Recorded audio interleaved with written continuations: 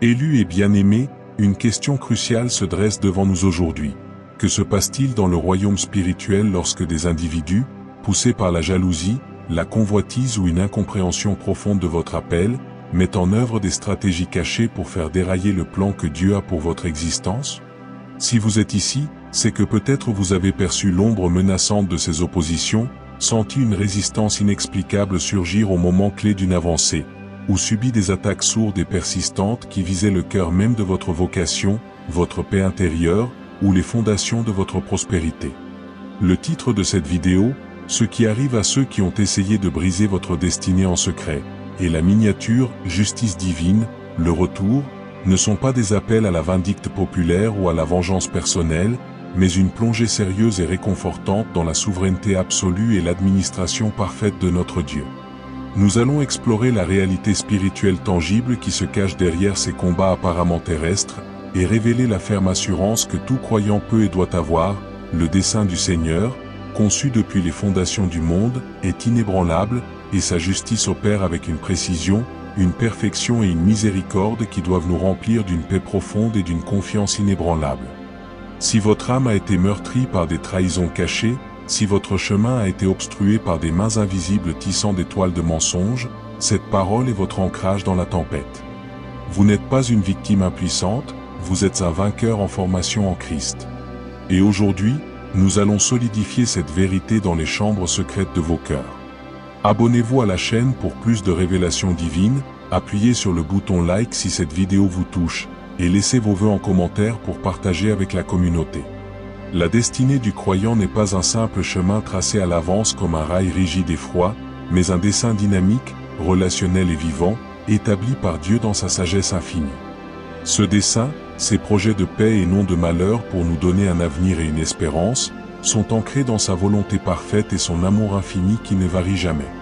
Lorsque des personnes, consciemment sous l'influence d'esprits d'erreur ou simplement par la méchanceté naturelle du cœur humain non régénéré, tentent de s'opposer à cette destinée, elles ne luttent pas fondamentalement contre votre personne, mais contre celui qui vous a appelé hors des ténèbres. Cette réalité doit radicalement transformer votre perspective sur l'épreuve. Vous n'êtes pas le centre ultime de l'attaque, Dieu l'est. Votre vie, votre appel, sont le terrain où se joue une bataille spirituelle bien plus large concernant la fidélité, l'autorité et la souveraineté divine. Comprendre cela apporte un immense soulagement, car cela transfère le poids colossal de la défense et de la justification de vos épaules fragiles vers les épaules toutes puissantes du Seigneur des armées. Votre rôle n'est pas de contre-attaquer dans la chair avec ses méthodes limitées et souvent coupables, mais de demeurer ferme dans la foi, de garder votre cœur pur de toute souillure, et de continuer à marcher avec persévérance dans l'obéissance à la voix douce et calme de Dieu, malgré le bruit des accusations. Les machinations secrètes, les paroles malveillantes murmurées dans l'ombre, les manœuvres politiques ou relationnelles destinées à vous discréditer, à vous isoler ou à vous bloquer l'accès à une opportunité, toutes ces choses arrivent d'abord devant le trône de la grâce, comme un dossier ouvert. Rien, absolument rien, n'est caché aux yeux perçants de celui à qui nous devons rendre compte. Cette vérité est le premier fondement inexpugnable de la justice divine, l'omniscience de Dieu. Il voit tout, il entend les conversations les plus privées, il connaît les intentions les plus profondes et les plus tordues du cœur humain, ainsi que les peurs et les faiblesses qui les motivent.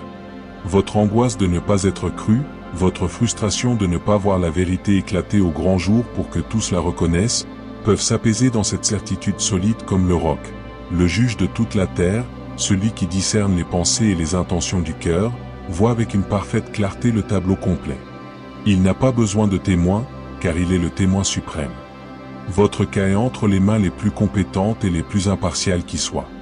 La justice divine n'est pas une réaction émotionnelle, impulsive de la part de Dieu, comme peut l'être la nôtre.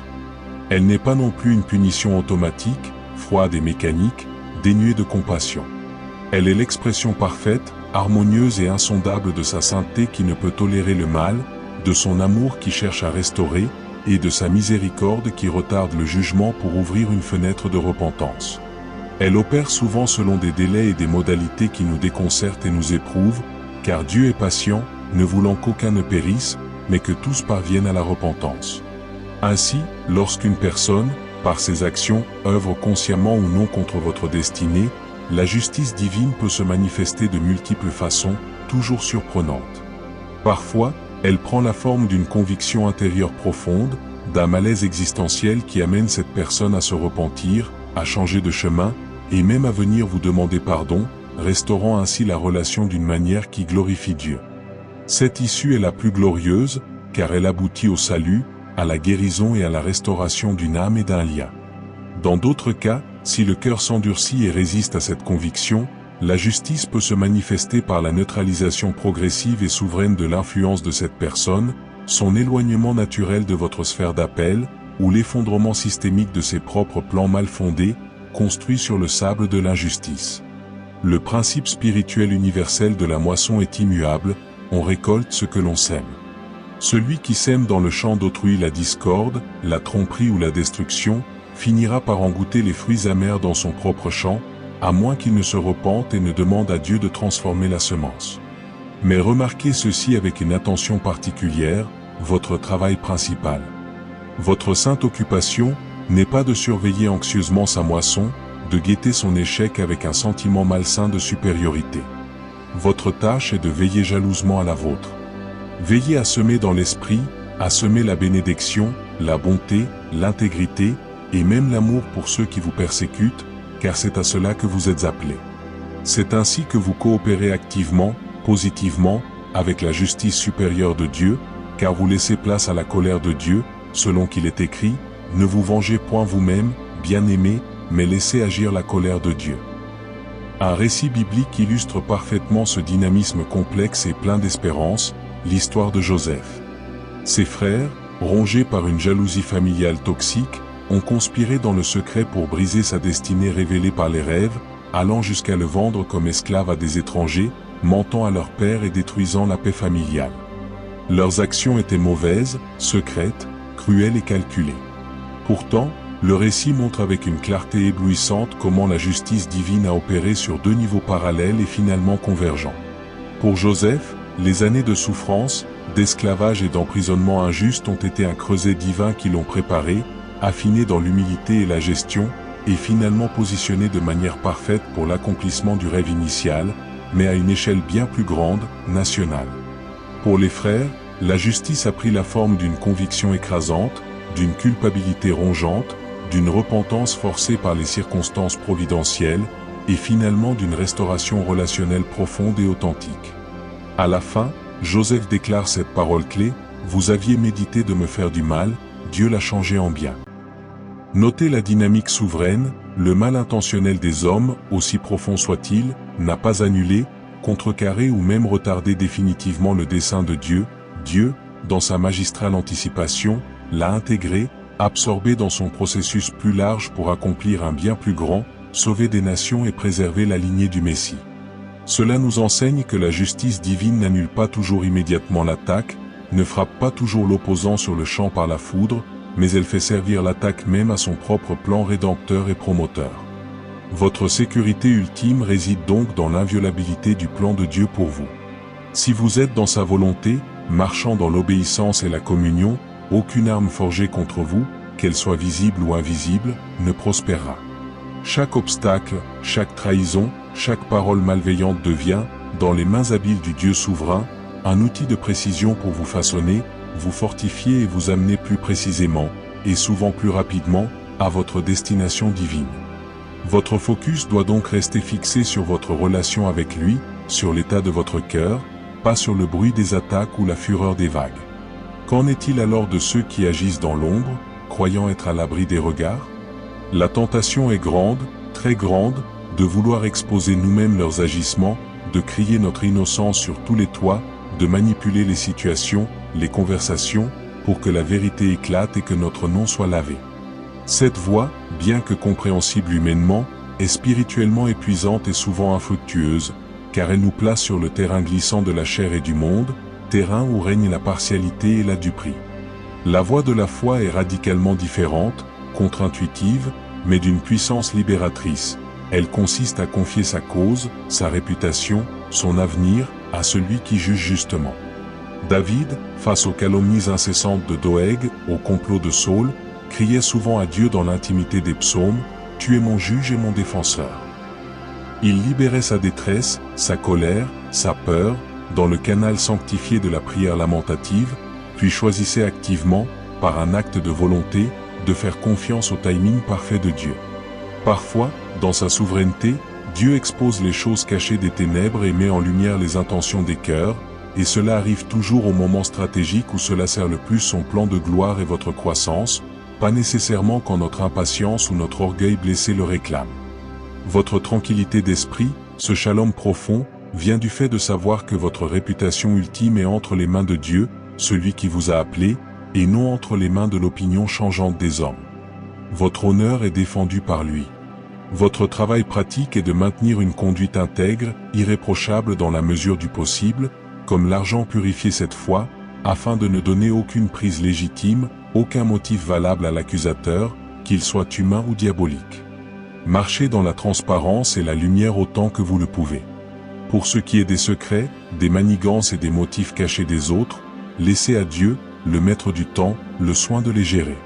Son intervention aura bien plus de poids, produira une conviction bien plus profonde, et établira votre cause bien plus solidement que toute exposition humaine, forcément imparfaite.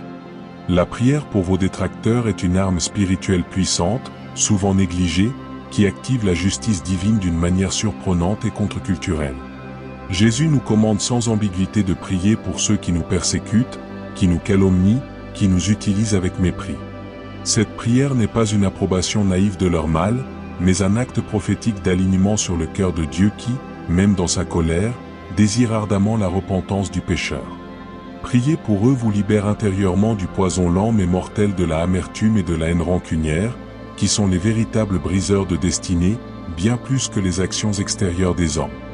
La amertume non confessée, nourrie en secret, peut vous handicaper spirituellement, bloquer votre prière, et attirer davantage de troubles, plus que toutes les machinations extérieures.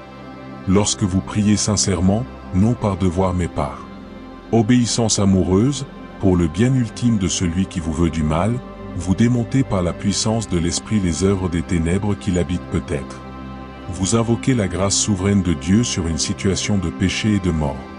Et souvent, de manière mystérieuse, cette prière devient un bouclier de protection pour vous et un moyen puissant par lequel Dieu peut toucher la conscience de l'autre personne, l'amener à une confrontation avec sa propre méchanceté. Ne sous-estimez jamais la puissance spirituelle nucléaire de bénir. Bénir, ce n'est pas souhaiter que le mal triomphe pour eux dans une fausse humilité, c'est demander avec foi que la lumière vive de la vérité de Christ les atteigne, les convainque de péché, de justice et de jugement, et les transforme par son amour. Cette attitude place votre cœur dans un état de réceptivité à la paix divine et désarme la vengeance de l'ennemi qui voudrait vous voir abaisser au même niveau de combat charnel, souillé par les mêmes passions. Le temps, dans notre perspective humaine limitée, est souvent perçu comme un ennemi quand on souffre d'une injustice. Mais dans le plan divin, le temps est un allié crucial, un ouvrier silencieux de la justice divine. Nous vivons dans une culture de l'instantané, du résultat immédiat, où nous voulons que le mal soit puni et le bien récompensé sans délai, comme dans un film. Mais Dieu, l'Éternel, œuvre sur une toile bien plus grande, couvrant des vies entières, des générations, et son plan éternel de rédemption. Le délai dans la manifestation visible de la justice peut être une immense miséricorde pour le coupable, lui laissant un temps de grâce, un espace pour se repentir, pour entendre la voix de l'Esprit, pour tomber sous la conviction. Ce peut être aussi, et surtout, un temps de maturation indispensable, de préparation profonde et de purification pour vous, la personne lésée. Dans l'attente, votre caractère est forgé dans la fournaise de l'incertitude. La patience authentique, la persévérance qui tient bon sans voir, la foi pure qui s'accroche à l'invisible et aux promesses, se développent. Ces qualités divines sont essentielles, fondamentales, pour porter avec sagesse et humilité la destinée glorieuse que Dieu vous a réservée. Une promotion rapide, une justification immédiate sans la maturité intérieure nécessaire pourrait vous briser sous le poids de la gloire ou vous enfler d'orgueil.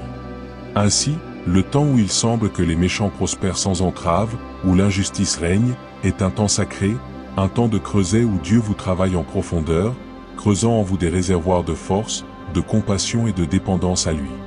Faites confiance à son calendrier éternel. La manifestation de la justice, sous la forme que Dieu jugera bonne, arrivera au moment parfait, d'une manière qui glorifiera son nom de manière éclatante et établira votre parcours sur des fondations inébranlables de roc.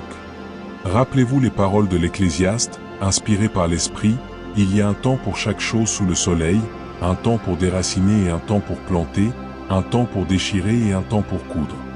Le temps de la justice divine est parfaitement synchronisé avec le temps de votre préparation et le temps de sa gloire.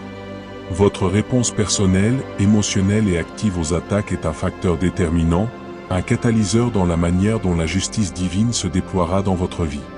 Si vous répondez instinctivement par le mal, par la calomnie en retour, par la manipulation subtile ou par la violence verbale déguisée en zèle, vous vous placez sous le principe de la chair, sous la loi de la jungle, et vous entravez considérablement l'œuvre de purification et de promotion que Dieu veut faire.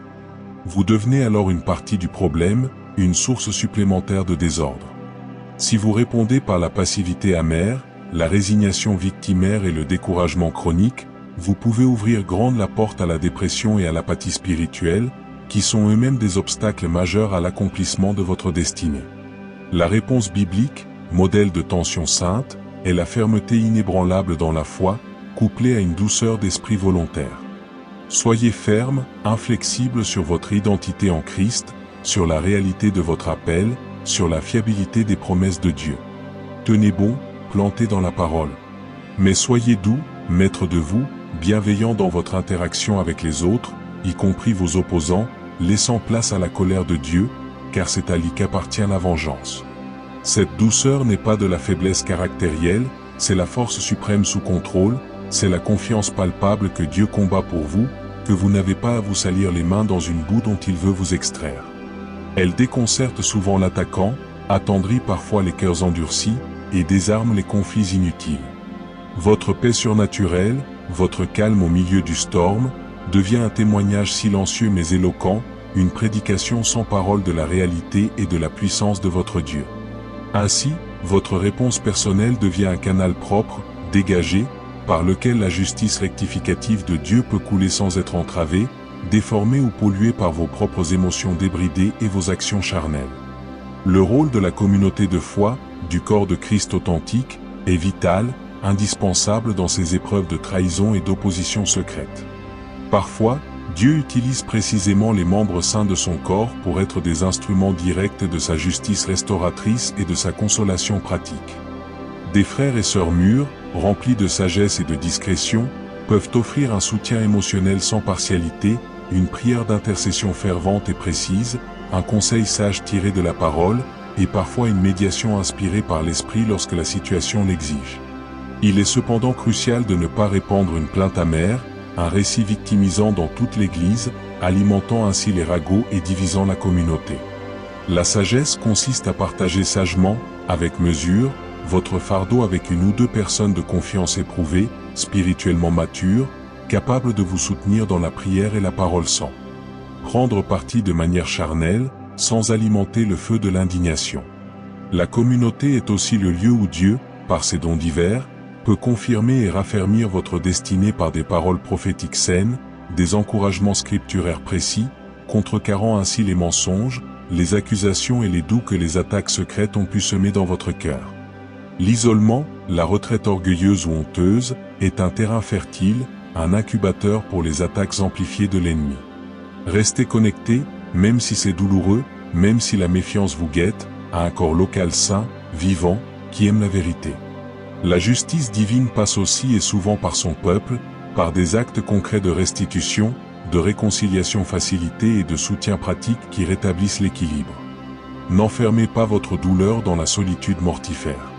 Examinons maintenant plus avant ce que signifie concrètement briser une destinée. Une destinée divine n'est pas un objet fragile, une poterie qui se casse au premier choc. C'est un appel vivant, un dessein résili, gardé par la puissance invincible de Dieu et scellé par son esprit. Ce que les gens, et les forces derrière eux, tentent souvent de briser, ce sont les véhicules terrestres, les circonstances favorables, les relations clés, la réputation, la paix mentale ou la santé physique qui sont les canaux, les moyens par lesquels cette destinée s'exprime et se déploie ici-bas. Leur cible est votre capacité pratique, votre force actuelle, à avancer vers l'accomplissement de l'appel. La bonne nouvelle, révolutionnaire, c'est que même si ces véhicules sont endommagés, attaqués, voire détruits temporairement, l'appel de Dieu en lui-même est irrévocable, sans repentir. Il peut, et il le fait souvent, rouvrir des portes que les hommes ont verrouillées avec arrogance, restaurer une réputation salie au-delà de ce qu'elle était, guérir une santé brisée par le stress de l'oppression, et vous donner une paix profonde, une joie inexplicable que les circonstances adverses ne peuvent ni expliquer ni confisquer. Votre destinée est si sûre, si ancrée dans le ciel, qu'elle peut traverser la prison la plus sombre, comme pour Joseph, l'exil le plus humiliant, comme pour David, ou la tempête la plus violente, comme pour Paul. Aucun verrou humain, aucune calomnie, aucun complot secret ne peut la contenir, l'étouffer définitivement. Comprendre cela viscéralement vous libère de la peur panique, paralysante, que quelqu'un puisse gâcher irrémédiablement votre vie, anéantir votre avenir. Ils ne le peuvent pas. Ils peuvent, dans le permis souverain de Dieu, créer des détours douloureux, des difficultés pédagogiques, des saisons de pleurs et de luttes, mais ils ne peuvent pas annuler, invalider le plan éternel de Dieu pour vous, à moins que vous n'y renonciez vous-même par l'incrédulité persistante, la désobéissance volontaire ou l'amertume racine. Le pardon, nous devons y revenir, est tellement central qu'il mérite un développement approfondi. Refuser de pardonner, s'accrocher à son droit d'être en colère, c'est spirituellement comparable à boire un poison violent en espérant secrètement que l'autre personne en meure. L'amertume non traitée empoisonne votre propre système spirituel, obstrue vos canaux de prière, déforme votre perception émotionnelle, et peut même, à terme, déclencher des maladies physiques psychosomatiques. Elle vous enchaîne psychologiquement et spirituellement à la personne qui vous a offensé, et peut effectivement, de manière tangible, bloquer l'écoulement de la bénédiction, de la faveur et de la destinée dans votre vie. Pardonner, c'est couper cette chaîne toxique avec l'épée de l'esprit. C'est un acte de foi délibéré, parfois répété, par lequel vous dites « Je confie cette personne, cette injustice et ses conséquences, à ton jugement parfait et à ta miséricorde, Seigneur. Je renonce à mon droit de me venger, de rendre le mal pour le mal. Je choisis, par ta grâce, de ne plus être son juge. Je libère sa dette envers moi, comme tu as libéré la mienne, infiniment plus grande, envers toi. » Cela ne minimise en rien la gravité du mal subi, cela le place entre les mains du seul juge entièrement compétent et juste. Le pardon ne signifie pas nécessairement la réconciliation immédiate et naïve ou la restauration d'une confiance aveugle sans la démonstration de la repentance et l'application de la sagesse. Cela signifie que vous libérez votre cœur du fardeau brûlant de la vengeance, de l'obligation de faire payer. Quand votre cœur est libre, léger, vous êtes libre d'avancer, de recevoir du nouveau, et la justice divine peut opérer dans votre vie sans que vos émotions négatives, vos prières chargées de rancune, ne créent d'interférence dans le signal céleste. Un cœur pardonné est un cœur aligné sur la fréquence du ciel, prêt à recevoir les instructions et à accomplir l'œuvre suivante. Que dire des cas où le mal semble triompher longtemps, sans faille, où la personne malfaisante prospère, monte en puissance, accumule les succès sans qu'aucune conséquence visible, aucun revers ne semble l'atteindre. C'est un test profond, un creuset de la foi pure. Les psaumes, ce livre si humain, regorge de ces cris de stupeur et d'incompréhension. Pourquoi les méchants sont-ils en paix? La réponse biblique se trouve dans l'élargissement de notre perspective à l'échelle de l'éternité. La prospérité du méchant, son succès apparent, est souvent éphémère, superficielle, comme l'herbe qui verdit le matin et sèche le soir. Elle peut cacher un vide abyssal, une angoisse secrète, une famille brisée, une santé ruinée par le stress de la méchanceté. Le plan de Dieu, lui, englobe une histoire bien plus longue que nos 70 ou 80 années terrestres. La justice ultime, définitive, sera rendue au tribunal impartial de Christ, où chaque œuvre, chaque intention, sera révélée et jugée selon la vérité. Parfois, ce que nous percevons comme une prospérité insolente est en réalité, dans le regard de Dieu, une prospérité qui endort, un endurcissement progressif du cœur qui précède une chute retentissante, un jugement plus sévère. Notre travail n'est pas de fixer notre regard avec envie ou colère sur leur parcours, mais de garder les yeux fixés avec une attention jalouse sur notre propre course, sur la qualité de notre relation avec Dieu, et de nous réjouir humblement de notre espérance éternelle, inaliénable. La jalousie devant la prospérité apparente des méchants est un piège mental et spirituel grossier. Contentez-vous, trouvez votre satisfaction profonde en ce que vous avez déjà en Christ, son pardon, sa paix, sa présence, sa promesse d'héritage. Car Dieu lui-même a dit, « Je ne te délaisserai point, je ne t'abandonnerai point. » Sa présence constante et son approbation bien, bon et fidèle serviteur valent infiniment plus que toutes les richesses, tous les postes, tous les succès acquis par la malversation et la trahison. Comment discerner avec justesse si une opposition frontale vient simplement des hommes jaloux ou si elle est, en partie, une correction divine, un signal d'alarme de Dieu pour nous recentrer? Il est d'une sagesse cruciale de passer du temps dans l'examen de conscience honnête, devant Dieu, et dans la prière d'écoute, « Seigneur, sonde-moi. Y a-t-il une part de vérité, un principe que j'ai négligé, un péché que j'ai toléré, dans cette opposition? Veux-tu m'enseigner, me corriger, m'humilier à travers cela? Si Dieu, par son esprit et sa parole, vous convainc d'une faute, d'un égarement, d'un orgueil, repentez-vous humblement, profondément. Cette repentance ne justifie en rien la malveillance ou les méthodes coupables de l'autre, mais elle vous permet de grandir en sainteté et de sortir renforcé de l'épreuve. Si, après avoir cherché Dieu dans l'humilité, vous avez cette paix profonde, ce témoignage intérieur de l'esprit, que vous êtes fondamentalement sur le bon chemin malgré la férocité de l'opposition, alors tenez bon avec un courage renouvelé, une persévérance sainte. Dans ce cas, l'opposition devient même une confirmation paradoxale que vous marchez dans la bonne direction, sur un territoire important pour le royaume, car l'ennemi ne se donne pas la peine de déployer ses forces, d'inspirer de telle haine, contre une voie qui ne mène à rien, qui ne le menace pas. Votre destinée est suffisamment significative, votre appel suffisamment puissant, pour déranger les échiquiers des ténèbres. Voyez donc l'opposition acharnée comme un indicateur indirect, une boussole qui confirme malgré elle l'importance de votre mission dans le plan de Dieu. La louange et l'action de grâce, choisies délibérément au milieu même de l'épreuve, sont des armes stratégiques de haut niveau, qui opèrent dans le domaine spirituel. Elles déplacent activement votre focus de l'injustice subie, de la douleur présente, vers la grandeur, la fidélité et la bonté immuable de Dieu. Elles proclament votre foi en sa souveraineté et en son engagement à faire justice, avant même que la manifestation tangible n'apparaisse à l'horizon. La louange authentique, même arrachée dans les larmes, change l'atmosphère spirituelle autour de vous. Elle chasse les esprits de lourdeur, de dépression et de plainte. Elle invite Dieu, le roi, à entrer dans votre situation et à combattre pour vous. Rappelez-vous l'histoire stratégique de Josaphat, face à une coalition ennemie écrasante, il plaça les chantres, les louangeurs, à l'avant-garde de l'armée, pour louer la beauté de la sainteté de Dieu, et l'Éternel sema la confusion et l'autodestruction parmi les ennemis. Votre louange est une déclaration de guerre spirituelle que Dieu est plus grand, plus fort, plus sage que tous vos adversaires réunis. Elle vous remplit intérieurement d'une force surnaturelle et d'une joie profonde, qui sont elles-mêmes une forme de justice et de restauration immédiate. Commencez à le remercier non seulement pour ce qu'il a fait, mais pour ce qu'il est en train de faire invisiblement, pour la justice qui vient comme une certitude, pour sa fidélité historique, pour sa protection qui vous a préservé du pire. Remerciez-le même, par la foi, pour l'épreuve elle-même qui vous forme à régner. Cette attitude brise le pouvoir étouffant de l'amertume et vous maintient dans le flux puissant de l'esprit, source de toute vie et de tout accomplissement.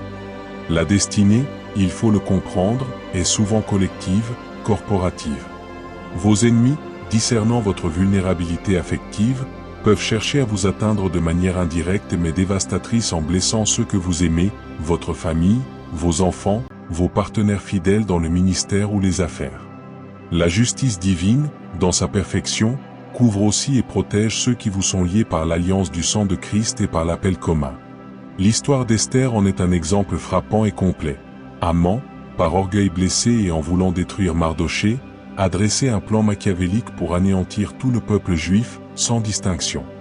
La justice divine, par un enchaînement providentiel miraculeux, s'est retournée contre lui de façon spectaculaire, le faisant tomber dans le piège qu'il avait préparé, et a sauvé tout le peuple, lui accordant même honneur et promotion. Dieu est le défenseur jaloux de la famille et du peuple de l'Alliance. Confiez-lui vos proches avec une foi spécifique. Priez une couverture de protection, de sagesse et de discrètement sur eux. Croyez que la même main forte qui vous garde au milieu de la fournaise peut les garder aussi, les préserver des pièges et des accusations. Ne laissez pas la peur pour les autres, souvent plus forte que la peur pour soi, vous paralyser ou vous faire prendre des décisions précipitées. Votre foi tranquille, votre paix maintenue, devient un bouclier spirituel étendu sur votre maison, un lieu de sécurité pour les vôtres. Après une saison d'attaque intense, de résistance opiniâtre, vient souvent, dans la dynamique de Dieu, une saison de révélation accélérée et de restauration exponentielle. Dieu n'est pas seulement un juge qui rend justice, il est un Père qui restaure, qui compense, qui fait grâce au-delà de la simple réparation. Il ne se contente pas de vous justifier aux yeux des autres, il vous fait avancer plus loin, plus haut, que si l'attaque n'avait jamais eu lieu. C'est le principe prophétique du double dédommagement, de la restitution au centuple. Job, après ses épreuves abyssales et l'incompréhension de ses amis, a reçu de Dieu le double dans tous ses biens terrestres, et une postérité restaurée. Joseph est passé directement de la prison oubliée au palais du vice-roi, second de l'Empire. David, de la caverne humiliante d'Adulam où s'assemblaient les gens en détresse, est monté sur le trône de tout Israël.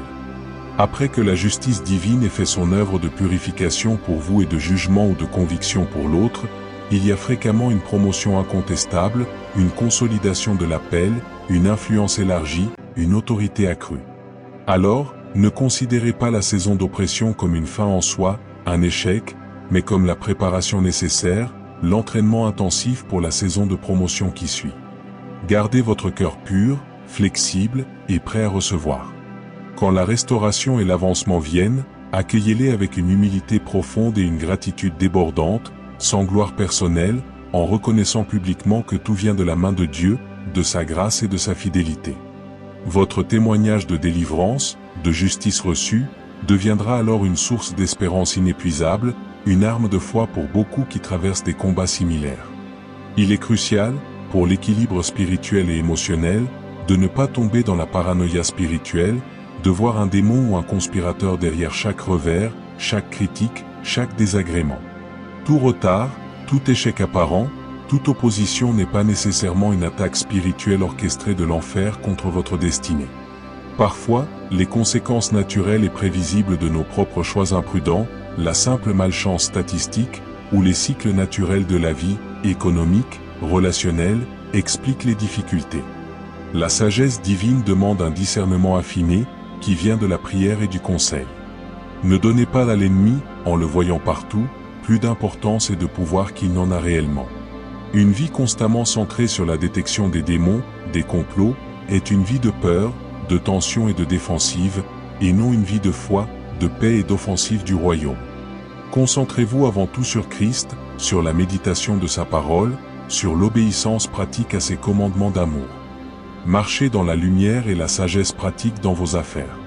Si une opposition spirituelle claire, systématique et ciblée se manifeste de manière évidente, alors utilisez les armes spirituelles avec précision et autorité, au nom de Jésus. Mais sinon, avancez simplement avec confiance, simplicité de cœur et diligence, faisant de votre mieux et laissant les résultats à Dieu. La paix de Dieu, qui surpasse toute intelligence, doit être l'arbitre, le gouverneur de votre cœur dans ce processus de discernement. L'intercession pour la justice, lorsque vous priez spécifiquement à ce sujet, doit toujours être motivée en premier lieu par l'amour pour la vérité, la sainteté du nom de Dieu et la progression de son royaume, non par la soif personnelle de vengeance ou le désir de voir l'autre humilié. Vous pouvez prier avec une hardiesse sainte, en vous appuyant sur les promesses « Seigneur, fais triompher ta vérité dans cette situation. Protège ton nom de tout blasphème ou discrédit que cette injustice pourrait causer. Que ta volonté parfaite, bonne et agréable, soit faite ici, et que tout obstacle à l'accomplissement de ton plan pour ma vie et pour les autres impliqués soit levé par ta puissance. » Cette prière place le motif principal sur la gloire de Dieu et l'accomplissement de son dessein, non sur votre ego blessé ou votre orgueil. Elle est puissante et efficace parce qu'elle est alignée sur sa volonté révélée. Évitez soigneusement les prières qui détaillent avec une sorte de jubilation malsaine les châtiments spécifiques que vous souhaitez voir s'abattre sur l'autre.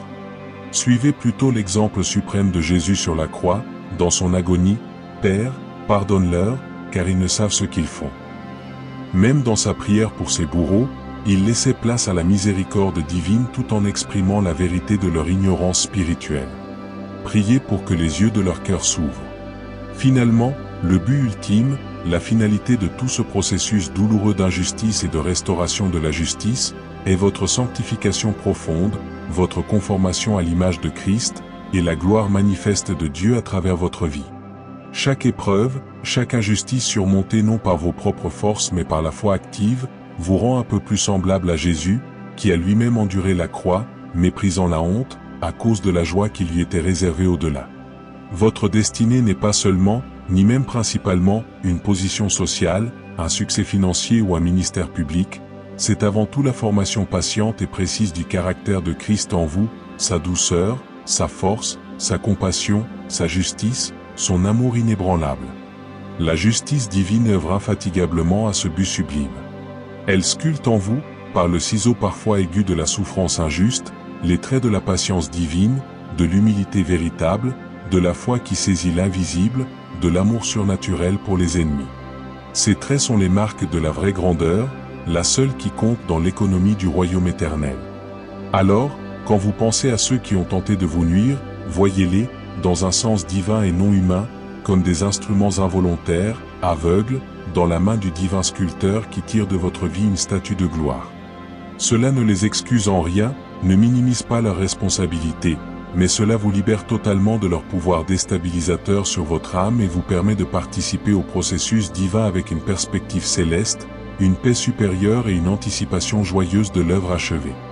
En conclusion, élus et chers frères et sœurs, nous avons parcouru un terrain spirituel dense, exigeant, mais riche en promesses de victoire. Retenons ceci comme un viatique pour la route, votre destinée est scellée dans le ciel, gardée par la fidélité inviolable de Dieu. Les tentatives humaines ou démoniaques pour la briser, la retarder ou la détourner sont vouées à l'échec face à la souveraineté absolue et à la puissance rédemptrice divine. La justice de Dieu est à la fois infaillible dans son accomplissement et riche en miséricorde dans son processus, elle opère dans son temps parfait pour vous exonérer publiquement, vous préparer intégralement, et parfois corriger ou juger l'opposant selon sa volonté profonde qui cherche toujours le salut. Votre posture doit être celle de la foi active, non passive. Pardonner libérateur, bénir stratégiquement, persévérer dans l'intégrité coûte que coûte, confier votre cause entre les mains meurtries du juge juste, et vous réjouir d'avance dans l'espérance certaine. La justice divine n'est pas un concept théologique abstrait, c'est une réalité vivante, vibrante, qui s'applique avec précision à votre histoire personnelle, à vos larmes secrètes, à vos nuits d'angoisse.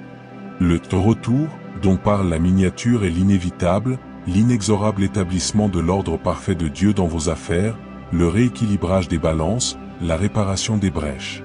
Alors, levez la tête, redressez vos épaules. Votre libération est certaine, votre avancement est inscrit dans le livre. Continuez à marcher dans l'obéissance, continuez à croire contre toute espérance humaine, continuez à aimer même quand c'est difficile. Le Dieu de justice, votre rempart inexpugnable et votre récompense suprême, est à l'œuvre. Prions maintenant. Père Céleste, nous nous présentons devant toi, reconnaissant ton autorité suprême sur nos vies et sur nos histoires. Nous te remettons solennellement toutes les injustices subies, toutes les trahisons cachées, toutes les paroles empoisonnées qui ont tenté de miner notre destinée en toi. Nous te prions pour chacun de ceux qui écoutent cette parole en ce moment. Donne-leur une révélation profonde, transformatrice, de ta souveraineté protectrice et de ton attention paternelle à chaque détail. Guéris leur cœur meurtri, libère-les de toute racine d'amertume. Donne-leur la force surnaturelle de pardonner comme tu leur as pardonné si généreusement. Établis leurs pas sur le roc solide de ta parole immuable. Que ta justice s'accomplisse dans leur vie d'une manière qui glorifie ton nom magnifiquement et les établisse dans ton plan parfait avec une autorité nouvelle. Protège leurs proches et préserve leur appel des atteintes de l'ennemi. Renouvelle leur joie et leur paix comme un fleuve, et fais d'eux des témoins éclatants, des monuments vivants de ta fidélité à toute génération. Au nom puissant et victorieux de Jésus, qui a vaincu à la croix toute principauté, tout pouvoir et toute domination, et devant qui tout genou fléchira. Amen. Si cette parole a fortifié votre esprit, apporté de la clarté à votre combat, manifestez votre adhésion et encouragez d'autres. Abonnez-vous si ce n'est pas déjà fait, likez cette vidéo, partagez-la avec vos proches, vos frères et sœurs qui traversent peut-être de semblables combats dans l'ombre, et laissez un commentaire avec vos vœux, vos déclarations de foi, pour que nous grandissions ensemble, solidaires, dans la foi. Écrivez, ma destinée est en sécurité dans les mains de Dieu, pour proclamer votre confiance inébranlable. Nous sommes une communauté qui prie, qui veille et qui s'élève ensemble dans l'amour. Que la grâce abondante de notre Seigneur Jésus-Christ, l'amour indéfectible du Père, et la communion vivante du Saint-Esprit, soient avec votre esprit, maintenant et pour toujours.